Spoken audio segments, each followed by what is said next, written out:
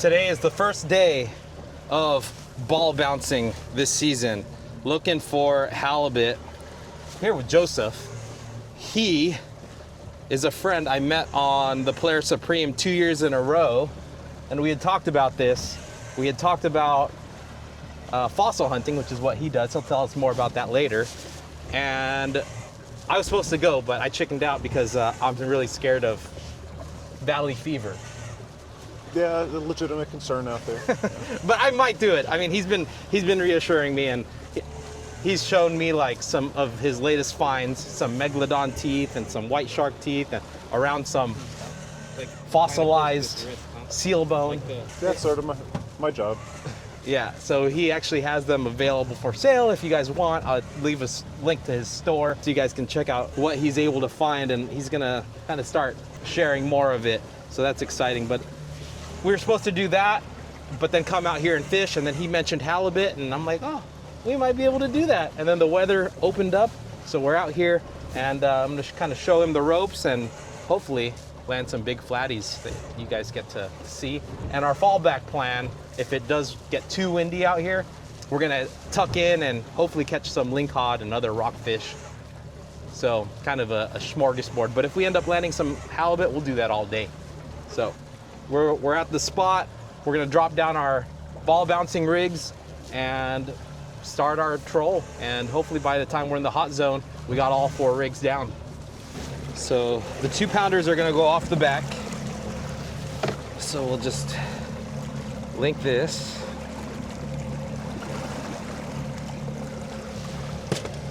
We'll have our squid ready. Our fresh dead beauties. And then I like to put garlic scent on my garlic scent on the hoochies.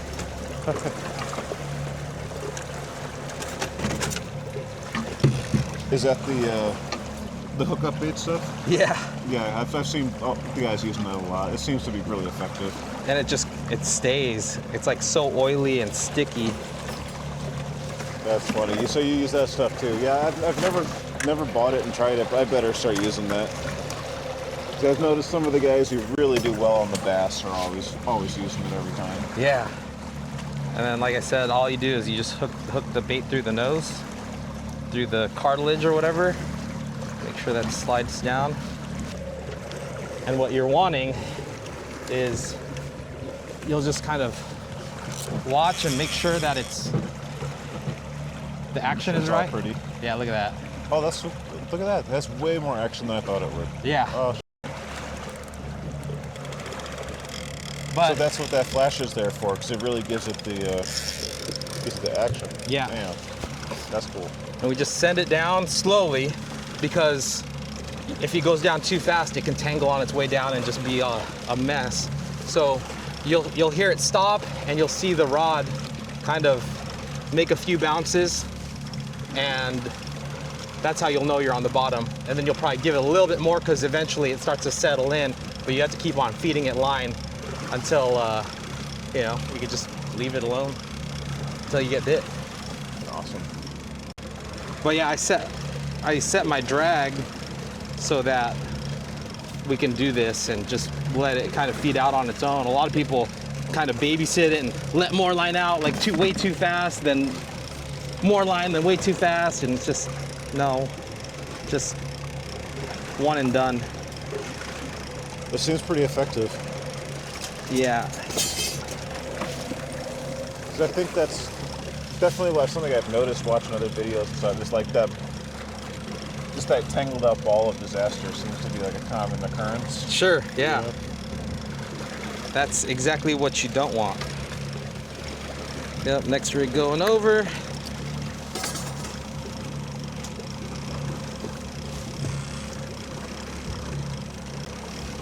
Watch it a sec. Money.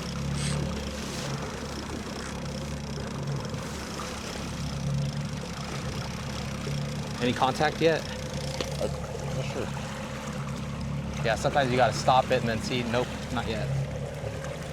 So we're pretty deep, so it's gonna scope out quite a bit. By deep, 80 feet. Yeah, there's definitely a lot of technique goes into it. Yeah. Yeah. So this one, since it's a 3-pound ball, That one got there right quick. a little easier.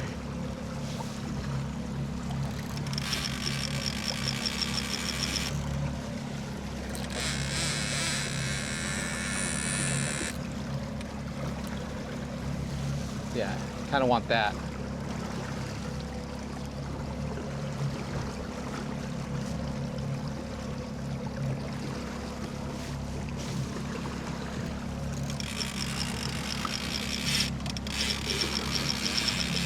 Now that it's scoped out, like you can let a little bit more faster because it's not gonna, I mean, since it's kind of spread out, it's not gonna. Let this one out a little more. Yeah, it's not gonna have a chance to tangle as bad.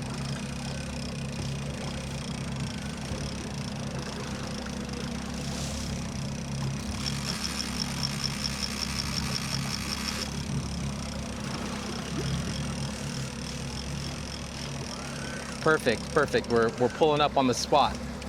Oh, we are fishing. All right, officially 4 rods down, got a good spread, heading the right direction.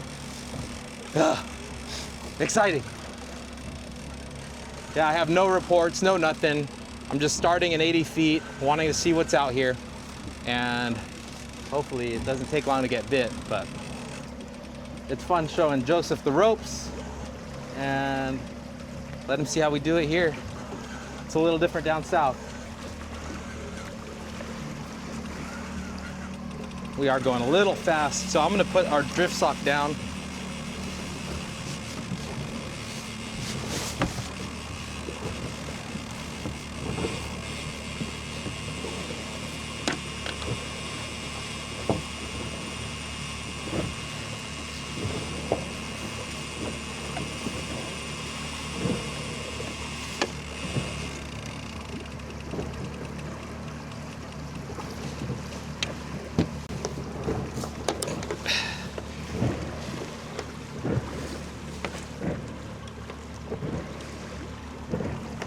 Yeah, now it's doing the thing.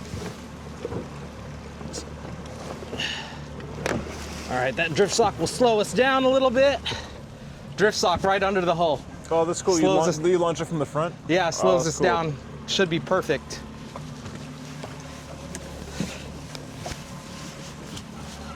Little tactics. There you go. Now you can wind it up a little bit. That's all you want to do. Just stop the drag, but you just want it kind of tapping bottom. A little more.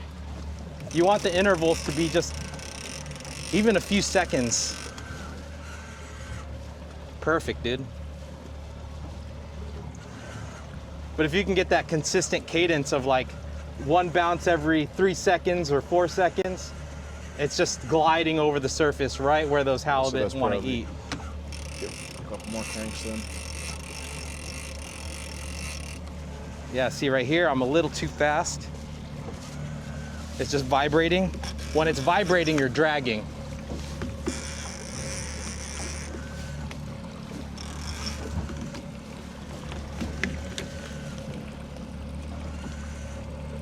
And then sometimes we'll have to avoid seaweed, so you can just pull the rod straight up out of that holder and kind of guide the tip around the seaweed sometimes. Like I just did for that piece of seaweed right there. Now we're going 2.5 miles an hour. Earlier we were doing 3.25. Yeah, it made a huge difference with the sock now. Yeah. Yeah, so Joseph's seen the videos of what we're able to do out here, so he knows what the potential is out here.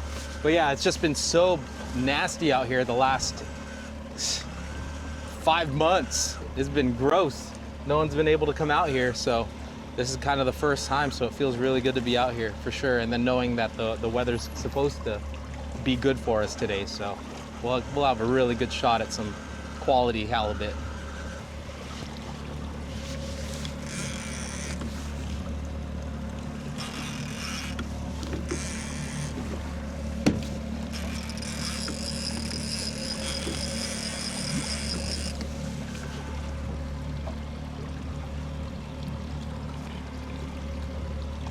every like 30 minutes or so, we'll bring them up and see if our baits are still there or if anything goes wrong. But if it's relatively clean water like this, you really don't need to do that often. But sometimes you'll bring it up and you see that you got short struck somehow, some way missed the treble. Oh, so they'll pluck off the squid and stuff? Yeah, like you'll bring it back up and it's just the mantle. Oh, yeah. They'll suck the tentacles off there? Yeah. And you're like, how long was I trolling that?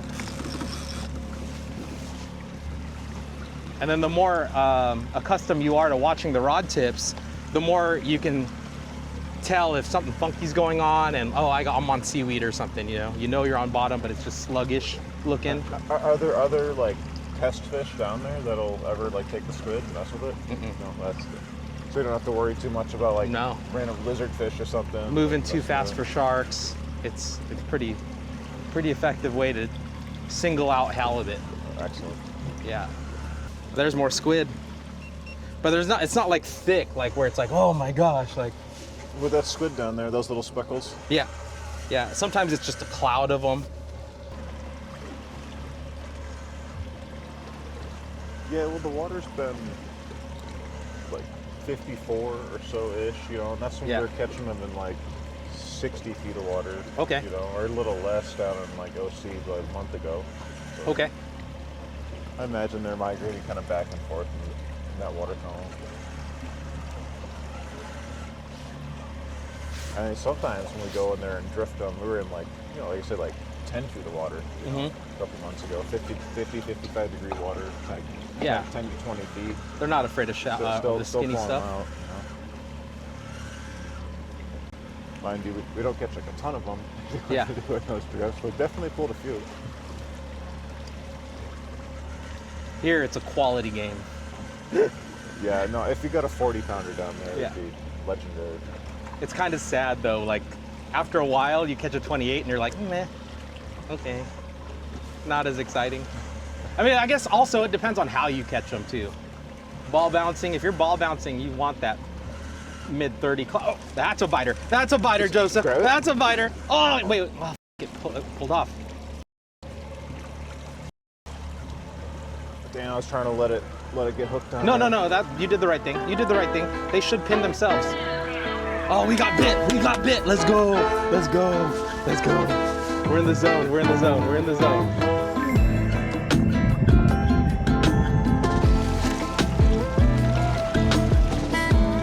There you go.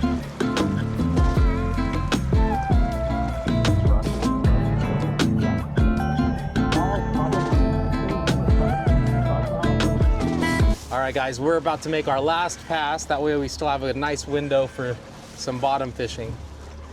There's just one little patch I want to run over and see if we can't find some cooperators. So this is really a pivotal moment. We get bit, we keep doing it, and we end up with one in the box. We'll probably keep doing it, but right now, if we're not able to get bit, we're gonna move to plan B.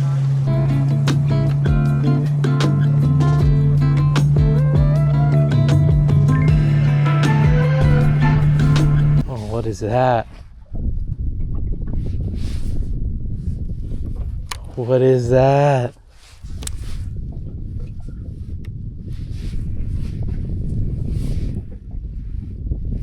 That's right behind the boat.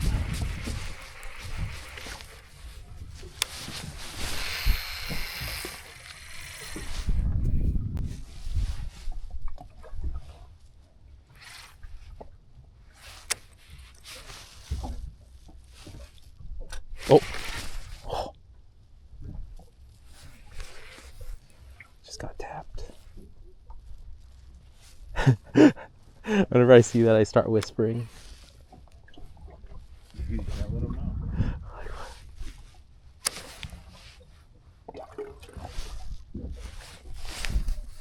Oh, that's a fish. Dude, that's a good fish. Yeah.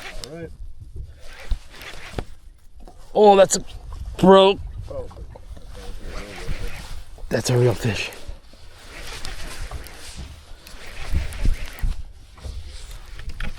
Oh, big old ling. Beautiful. Can you grab my gaff? Yeah. Dude, that's the darkest ling I've seen, dude.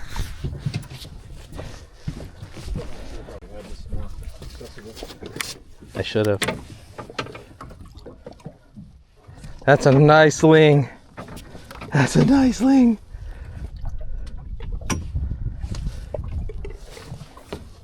Here, want to stick them?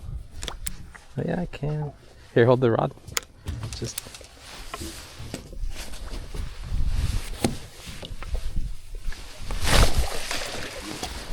Woo, look at that right through the eye. Oh my gosh. That's terrible. Look at that, baby. Nice fish. Yeah. Yeah. That's a good start. Yeah. That is solid. Beautiful. Yeah, what a nice color on it, too. It's so dark. It's like, I didn't even recognize it when it first came on. That is the darkest ling I've seen, dude. Cool. All right. Good fish. Get down there. Yeah, I wanted to get out this. I know. But I have seen a lot of suspending lings lately. Look at that thing. Nice fish. Very nice.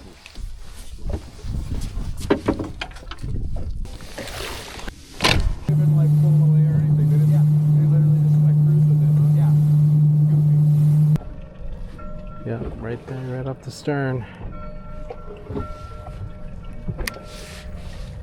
But we'll drift into them. We're drifting into them. Look at that. Something.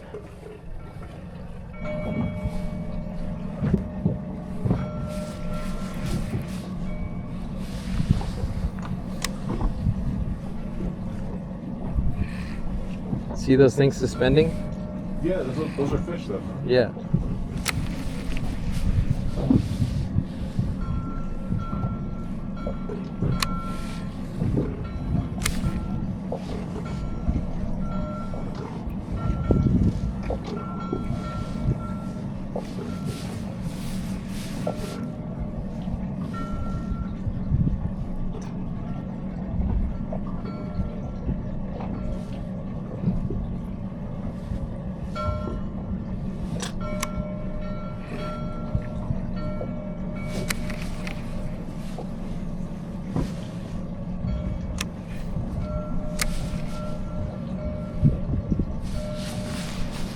There you go. Nice. Suspended? No, not really. I was pretty close to the bottom, but yeah, it doesn't feel huge. Oh, I got it later. Well, that looks good, dude. It's not bad. Oh, a little gopher.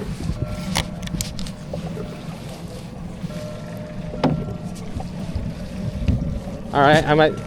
That's a halibut. Or no, it's a wing. Oh, that's a. Oh, that's Cabezon. That's a big cabby.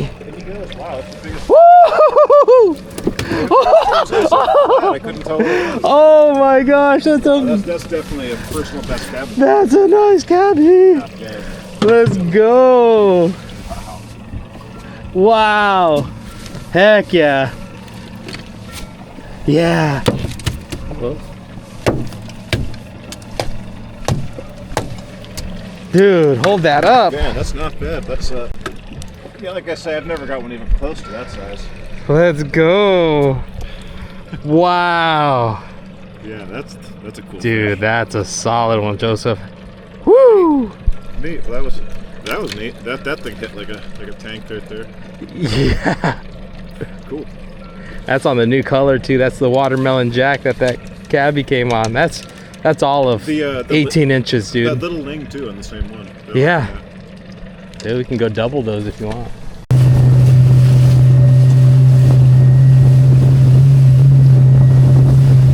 Give her a whirl. Looks like something down there. Give her a whirl, yeah. Looks.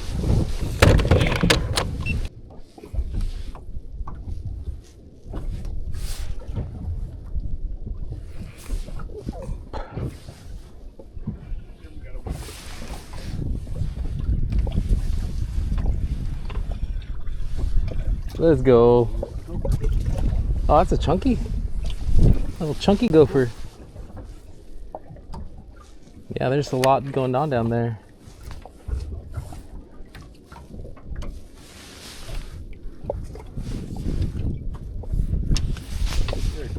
Yeah, look at that.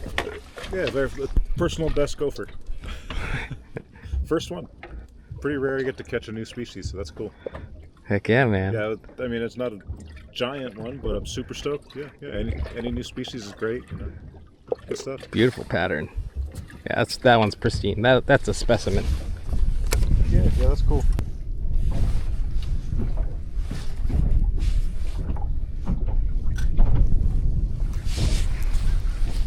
Oh, that's a nicer fish. What happened? That's a nicer fish. Please be another cabbie. Come on. Yeah. Come on. Cabbie. Oh, awesome. They're legal now this size. Oh, that would have been legal even years ago. They had to be 15 inches. Yeah. Yeah. You're coming home, bud.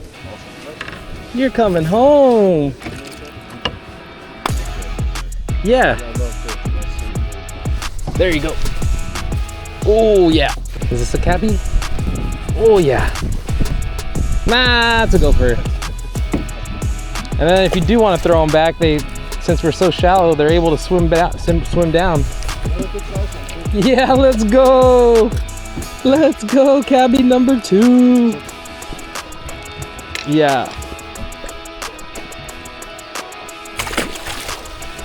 I let it hit the bottom, tap, tap, tap, you know, like, or just let it sit, kind of try to make it act like a crab. Yeah, another cabbie. Oh my God. Dude, the cabbie are loving the watermelon jack.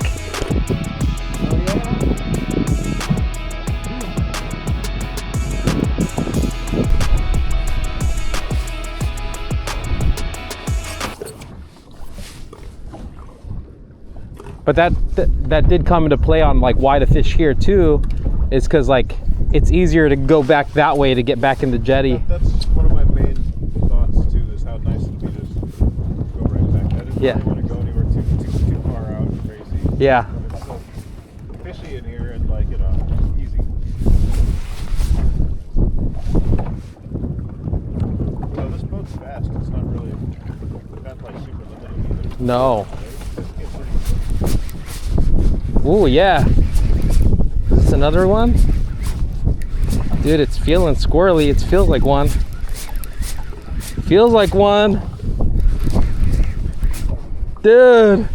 Yeah, it is. Dude, that's number 5. That's a good one too. Holy crap. That's a really nice cabbie. Dude. Another cabbie on the watermelon jack. Oh my gosh. Beautiful. We found the cabbie honey hole here. So yeah, Cabezon limits have changed. You can now they count towards your rockfish bag, and there's no minimum size. Look at these cool little danglies they got above their eyes. That's pretty sick. Good night. So Joseph says that he's going to show me how he fillets, which is pretty special. So we'll take a look at that. Yeah, do a bit of fillet when we get back. Well, who's first? Let's do the little black first. That's a good one to get warmed up on. This Joseph method. Yeah, we'll do a warm up and then we'll see it in action. So your philosophy though is don't break the stomach. Yeah, I mean, definitely don't poke in deep. You know, sometimes you hit the gut cavity anyway, and, you know, especially if you're tired and not being super cautious. But I just try and not let the fillet touch anything gross. You know, I don't want it hitting anything that's got a lot of bacteria on it, or parasites, or guts, you know, digestive juices, anything like that. There's just no real reason on a little fish like this to contaminate it. That way you can keep it in the fridge a lot longer. You know, I mean, if you really are really like anal about it, you can like get this little bit, but that's not even good meat. That's like so thin and worthless there. You don't even want that. Feel out the little pin bones right here. They come to right here. See, the last one is right there. And so I'll go along the edge of them. You know, give it a little bit of extra. You don't have to be like right next to it. And there, now the pin bones are separated. And then just kind of peel this off. It's just, you know, falls right off. Fascinating. Oops, I'm doing kind of a shit job, but Get the gist. it's better if the tip of your knife isn't like that, you know, nice and sharp and new. But pop that off there. I love how you brushed past the whole idea that you used pliers to just peel the skin off. Oh yeah, yeah. See, and then here's a perfectly clean fillet. No bones, has never touched anything. There's like one scale on there. There, now it's perfectly clean. And there's no digestive enzymes, there's no guts, there's no bile. It'll last in the fridge for many days. It's basically sushi grade, ready to go. You just give it a quick flash freeze and it's clean. Check for parasites, nice and clean, good to go. Dude, this is supposed to be a warm-up, but that was pro. You've been practiced, so I'll get you the Ziplocs. I've done it a handful of times. Yeah. Well, this is kind of a good part to just recap. The halibut, we definitely could have got him if we stayed. That's what we kind of summarized, but we definitely wanted to maximize. So that rock fishing was definitely something that we're both happy that we ended up getting into. It's so much fun just, you know, catching fish after fish and getting a nice variety of species, a bunch of really good ones for the table. You know, it would have been nice to get that, you know, 20-pound lingcod or something on top of it, but hey, you know what? Happy with some little taco fare. They're delicious. Yeah. So. And this is what he loves to do, so that ended up perfect. I mean, let's just take a quick look at the cooler of the total catch for today. That lingcod was amazing. That was fun. That was unexpected, but kind of like we thought maybe it might have been another species. But look at these cabezon, guys. Look at this one. This one's the one that Joseph brought in. Definitely. Yeah, that was a great fish. Yeah, that is solid. That's amazing. Definitely. I mean, I've caught a couple of them that are pretty good size, but that's probably got like at least 3 inches on the on my biggest one. You know, that's a really nice one. Look at that. Oh yeah. So yeah, that was definitely good. I mean, assortment of rockfish, and Joseph's gonna get to go home and have some table fare for, you know, the next month or so. But month. Yeah, before he goes out again, which he's like us, we want to be out there a lot. I'll be out there Tuesday. Yeah. We met on the Polaris Supreme, and yeah, we put together a plan, and it came together. If you guys want to see more fishing, well, actually, let me leave with this too. Everything 8, the new watermelon jack. Go to hookupbaits.com. Use promo code HookToCook10, and you'll save 10% on your order of hookup baits and get that watermelon jack. Probably end up buying a pack of those next time I'm at the store too. They're great. Yeah, they did pretty good. Pretty good. I don't see why they wouldn't work in the kelp. They look just like a little smelt or something, right? Yeah. It's like perfect. We were using the 1.5 ounce most of the time in that 40-foot zone, so it was perfect, just singles. And they were definitely getting bit, and the cabezon just seemed to love them. I mean, total we got 6 cabezon, which is ridiculous. Should have had more too. I kept getting those little lingcod instead of cabezon. It was getting ripped off. A bunch of little lingcod. We were talking on the way home, and probably 12 at least between the two of us, just short lingcod. But yeah, I mean, just your experience today. Oh, so much fun. Yeah, I mean, trying for a big trophy game fish is always sort of got to start with that, you know, and we gave it a good effort there. Probably could have put in, you know, another 5 hours of trolling on there, and I feel like would have gotten one, you know. I feel like it would have happened there, but catching the small, tasty stuff it doesn't get more fun than that. It's just like that. Talk about having a good time out there, relaxing on the water when the weather's nice. It's perfect. Yeah, we definitely took advantage of that. That's for sure. Yeah. And I agree. Just based on the short strikes and then the tide coming in, it could have improved. But I think we made the good call, get out of there before it gets a little windy. And then we definitely capitalized when it comes to the ground fish. And like Joseph said, it was just a ton of fun. If you guys want to see more episodes like that, where we are targeting ground fish shallow, I'll leave a link up here where you guys can check out that episode and kind of more how we do it. And then another episode of us actually catching halibut. And yeah, those didn't disappoint. Some nice 40 inchers. We'll catch you guys on the next one. Maybe Joseph will be along in the future. Yeah, hopefully I'll see you guys again. Yeah, later.